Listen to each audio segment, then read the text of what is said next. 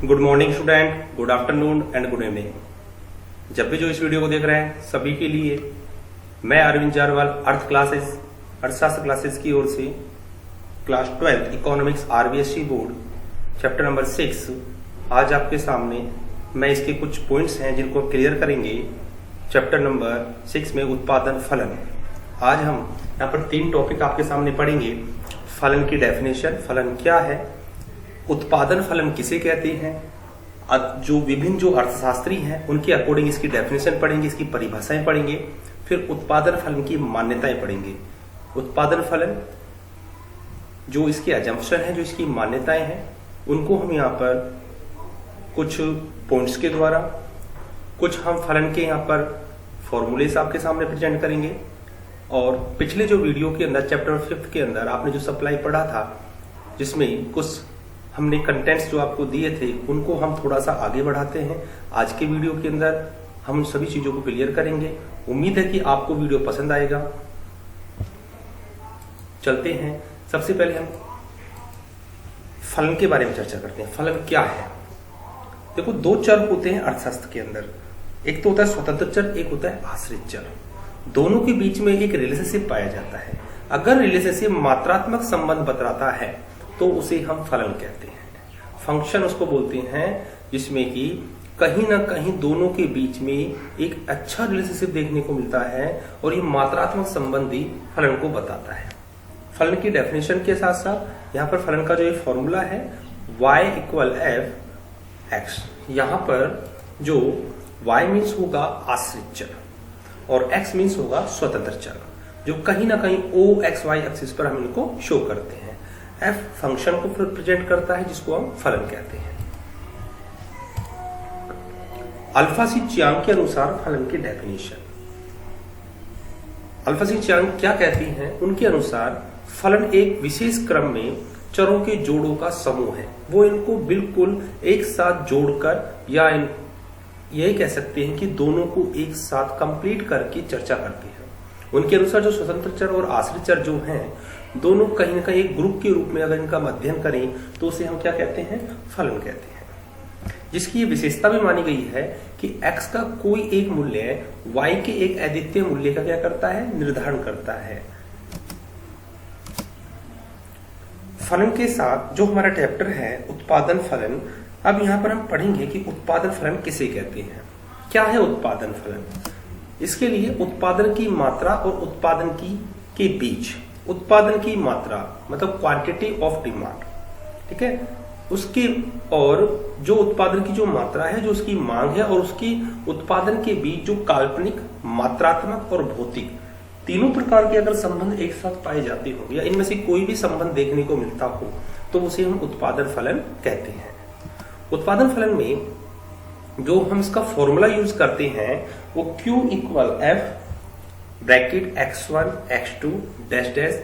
यहां पर हम इस फॉर्मूले को एक अलग प्रकार से प्रेजेंट कर सकते हैं। यहां पर जो x1 x2 dot dot dot, हम यहां पर xn लिख सकते हैं, अदर्स से बोलते हैं, xn बोल सकते हैं। अदर्स जो वस्तुएं हैं, यहां पर Q फलन क्वांटिटी मात्रा है, F फलन है, x1 गुड्स हैं, वस्तुएं हैं, प्रथम वस्तु, द्वितीय वस्तु और अदर्स, ठीक है। इन सभी को एक साथ अगर हम एक साथ देखते हैं तो इसको हम बोलते हैं उत्पादन फलन। यहां पर कुछ अदर जो राइटर्स हैं उनके अकॉर्डिंग भी डेफिनेशन दी जाती है, जिनमें डॉक्टर बलवंत कंदोई जो इकोनॉमिस्ट हैं उनके अनुसार वहां पर वो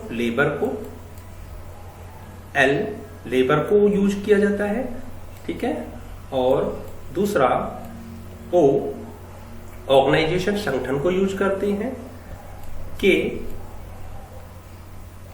श्रम को यूज किया जाता है। तो कहने का अर्थ है उन्होंने ये जो डेफिनेशन के अनुसार जो ये फॉर्मूला जो बताया है वो कहीं ना कहीं डॉक्टर बलवंत कंदोई का है। तो कुछ स्टूडेंट क्या करते हैं कि इस फॉर्मूले को उत्पादन फलन का फॉर्मूला या उसका सूत्र मान लेते हैं। तो अगर आपसे उसका राइटर का नाम पूछा जाए तब आप इस फॉर्मूले को लिखें, अगर नाम नहीं पूछा जाए तो आप ऊपर जो आपको मैं बताया जा रहा हूं इस फॉर्मूले को आपको लिखना है। Q है उत्पादन की मात्रा है, X1 X2 कारक है, साधन जिनको बोलते हैं। अब कुछ अर्थशास्त्र के अनुसार हम यहाँ पर उत्पादन फलन की मान्यताएं पढ़ेंगे, जिनमें दोस्तों आपके सामने पहला है हेंडरसन और क्वांट। दोनों अर्थशास्त्री क्या कहते हैं, उत्पादन फलन किसे कहते हैं? उत्पादन फलन एक अभ्यांतरिक संकल्पना है जो उत्पादन के साधनों की सहायता से उत्पादन के बीच जो विद्यमान तकनीकी और मात्रात्मक संबंध को बतलाता है, उसे क्या कहते हैं? उत्पादन फलन कहते हैं। ऐसा हेंडरसन क्वांट कहते हैं। डॉक्टर बलवंत कंदोई दी वेरी मोस्ट क्वेश्चन है ये, और यहां से डेफिनेशन पूछी भी जाती है।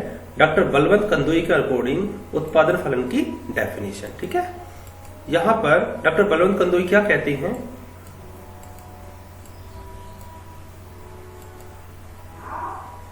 इसको मैं यहां मोस्ट लिखूंगा और सभी स्टूडेंट से बोलूंगा कि ये डेफिनेशन सभी स्टूडेंट सबसे पहले याद करें।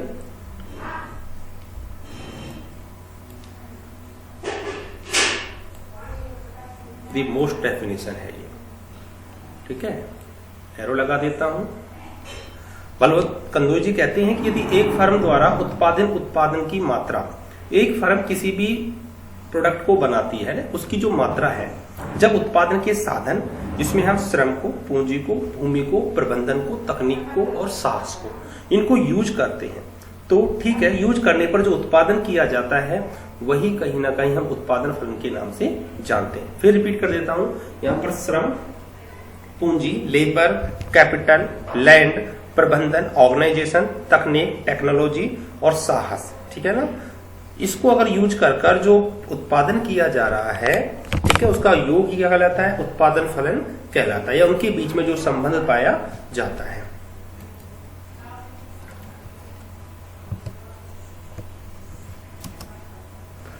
डॉक्टर बलवंत कंदोई जी की डेफिनेशन के अनुसार ये जो फॉर्मूला है, ये फॉर्मूला उत्पादन फलन का फॉर्मूला है। तो सभी स्टूडेंट्स में बोलना चाहता हूं, अगर आपको Q equal F X1 X2 X3 dot dot dot Xn अगर आपको याद नहीं रहता है तो आप इस फॉर्मूले को लिख सकते हो Y equal F LD LK O, ठीक है ना। ये डॉक्टर बलवंत कंदोई के अनुसार क्या है, उसका फॉर्मूला है। एन ग्रेगरी मैनक्यू के अनुसार उत्पादन के साधनों की मात्रा और उत्पादन की मात्रा के मध्य जो संबंध पाया जाता है, अब देखो इसने किसी प्रकार का संबंध नहीं बताया, मात्रात्मक है, गुणात्मक है, नो, एनी नॉर्म और रिलेशनशिप, सिंपल रिलेशनशिप पाया जाता हो, वो क्या कहलाता है? उत्पादन फलन या प्रोडक्शन फंक्शन के नाम से उसको जानते हैं।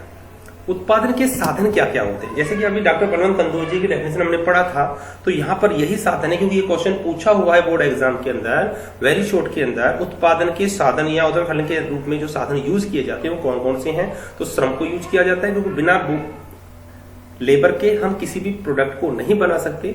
उसके लिए हमें कैपिटल की आवश्यकता होती है, हमें लैंड की आवश्यकता होती है, क्योंकि उस पर ही हम इंडस्ट्रियल सेक्टर क्या कहते हैं, डेवलप करते हैं।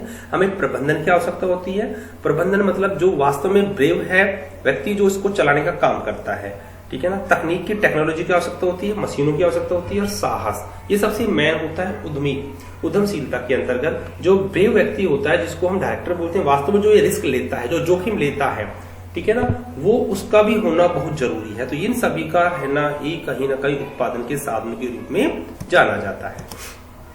तो दोस्तों अगला जो हमारा टॉपिक है वो है उत्पादन फलन की मान्यताएं। प्रोडक्शन फंक्शन की अजम्पशन है। मान्यताएं क्या कहती हैं? हम पहले भी पढ़ चुके हैं कि मान्यता भी मूलभूत आवश्यक बातें होती हैं, दशाएं या शर्तें होती हैं जिन पर नियम या सिद्धांत निर्भर करते हैं। बिल्कुल, जब भी कोई भी मान्यताएं बनाई जाती हैं, मतलब जब भी कोई नियम बनता है तो उसके कुछ सिद्धांत होते हैं, जिन सिद्धांतों पर वो नियम क्या करता है, काम करता है।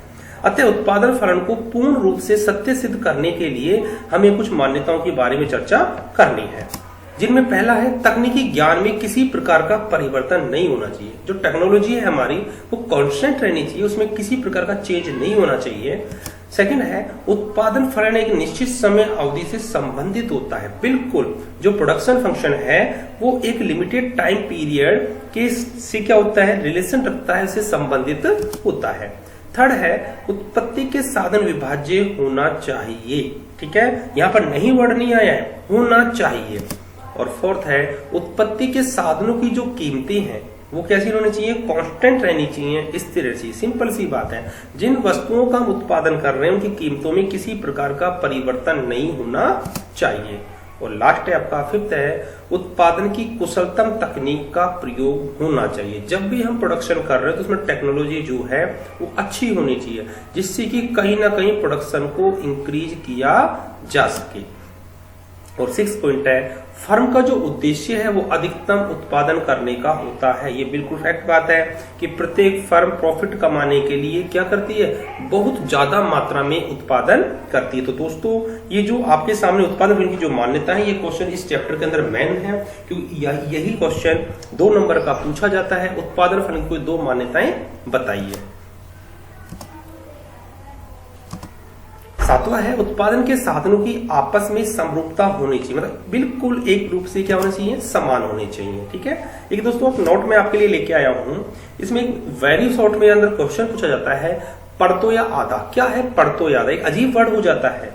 तो हम ये बोल सकते हैं कि उत्पादन की प्रक्रिया में जिन साधनों को यूज किया जाता है वो क्या कहलाते हैं, पड़तो या आधा के नाम से जाना जाता है। प्रदा या निर्गत, ठीक है, उत्पादन की मात्रा को ही प्रदा या निर्गत बोलते हैं। याद रखना इस चीज को दोस्तों कि पड़तो या आधा, ठीक है। जो स्टूडेंट मेरे वीडियो को देख रहे हैं उन चीजों पर जरूर ध्यान दें, क्योंकि ये वेरी शॉर्ट क्वेश्चन बनते हैं और मोस्ट क्वेश्चन मैं इनको नोट में लेके आया हूं। पड़तो या आधा को उसकी प्रक्रिया में जो साधन यूज किए जा रहे हैं, जैसे श्रम है, साहस है, भूमि है, पूंजी है, ये क्या है, कहीं ना कहीं पड़तो या आधा के नाम से जाने जाते हैं। प्रदा या निर्गत, प्रदा निर्गत मीन्स होता है उत्पादन की मात्रा, ठीक है, कितना उत्पादन करें हैं, किस प्रकार करें, कितनी मात्रा में करें, इन चीजों को इसमें यूज किया जाता है। Thank you. आज के लिए वीडियो आपके लिए इतना ही है।